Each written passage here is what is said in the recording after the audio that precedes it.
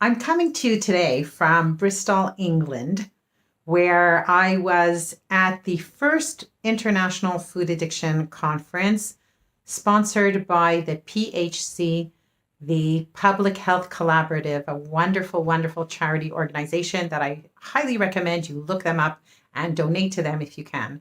And I am pre recording this live because I'm going on a plane soon to visit my sister in Glasgow. But I really wanted to use the live today to share with you my overwhelming gratitude and this conference that I was at. And after that, there was also the annual conference of the PHC, the Public Health Collaborative, which was also amazing. It is a organization that is dedicated to healthy eating for the British public and the world. And the conference that we had on last Friday, which was the first International Food Addiction Conference, and I hope it's the first of many. We planned that to be that.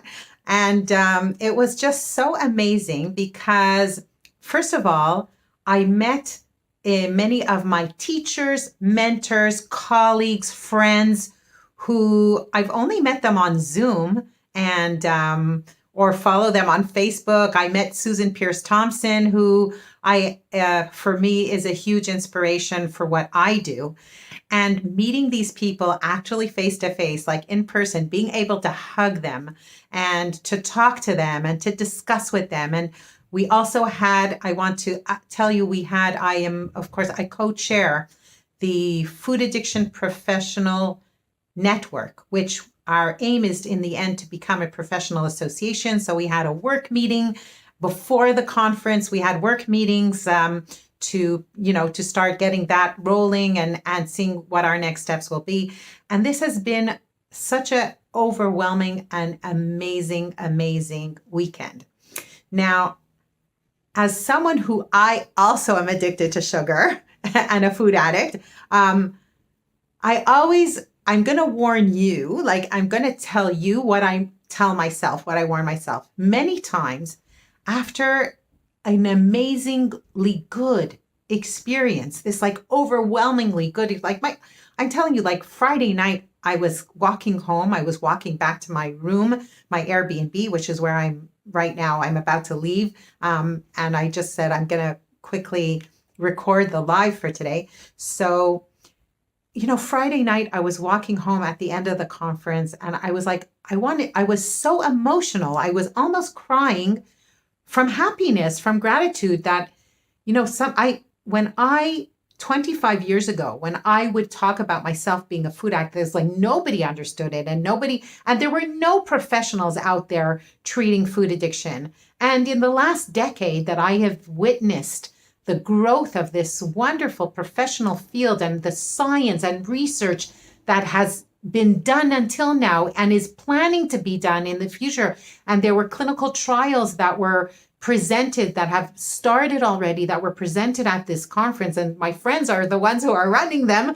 So it was like this huge feeling, an overwhelming feeling of gratitude. And it was like my heart was bursting. And many times what happens is that afterwards, when I get home, or maybe even at my sister's now, like tomorrow, sometimes that can kind of boomerang into this, when you come down from this high, because it's a good high, it's a healthy high, but it's still a high. And when you come down from that high, many times food cravings can develop.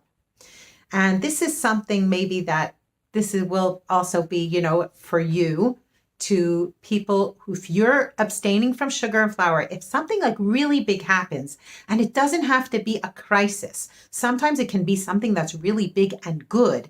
And when it all ends, there's this boomerang of urges to eat or sugar craving, or suddenly these, I always say the craving is you have your freedom to choose is taken away when there's a craving.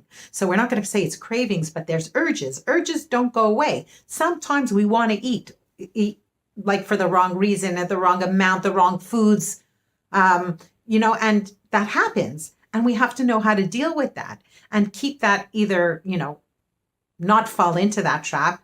And if we did fall into that trap, because it does happen sometimes, I mean, we're all human, but know what to do so that it doesn't become this like endless vicious cycle again, right? Instead of like coming out of it. So I always know that if I've had like this really significantly emotional time, be it positive or negative or whatever it is, I have to be aware the few days afterwards about like food urges and urges to eat things that I don't normally eat for me, for personal triggers, or like, this kind of bad behavioral eating, if it's like eating in the front of for me, sugar and flour, I've been abstaining for so long that it's like sort of like I'm not worried about slipping into sugar or flour, but there are certain foods that are personal trigger foods for me, like nuts or eating in front of the Netflix, a Netflix series. And those are things that can slip me up because it becomes, first of all, I eat too much. And then I also eat in a way that I don't like and makes me bummed out at myself. So it's wonderful that I have this live to sort of like think about it. And, you guys are helping me, but it's very important when after an emotional upheaval to be aware that food urges can come and to know that that's part of the deal. And it doesn't mean there's no reason to panic. It's just a natural part of the process of being addicted to food. And to know, but to be aware. And then I know that I have more defenses against those urges, right? Because an urge means maybe I want to eat, but I have the choice to say no. And I have the choice to say to that, like, that sugar monster in my head, like, no, you're not getting food now. And I just want to say that this conference was absolutely amazing. And I want to thank, if there's anybody who's watching this live, who was at the conference, please, first of all, share. And I just want to thank everyone who in this live. I want to thank everyone who organized the conference, Jen Unwin and the Public Health Collaboration and her husband, Dr. David Unwin, who are amazing people, and all the wonderful colleagues that I have, and Molly Panchab, who is my co-chair for the Food Addiction Professional Network, that we do such wonderful work together. And I just want to thank everybody. And I'm just so grateful for this journey that I've been on. And I want to thank you, the people who are watching this video. And remember, I think the main message of my life today is that if you feel like sugar or food is an addiction, it's really like an addiction. It's something that you have no control over, like it's controlling your life instead of you controlling it. You are not alone, and there is hope for you. And you should know that people care and people want to help you. And there is more and more opportunities and services and ways to help you that are becoming available with each and every day. And more people who are professionals and know how to professionally treat this.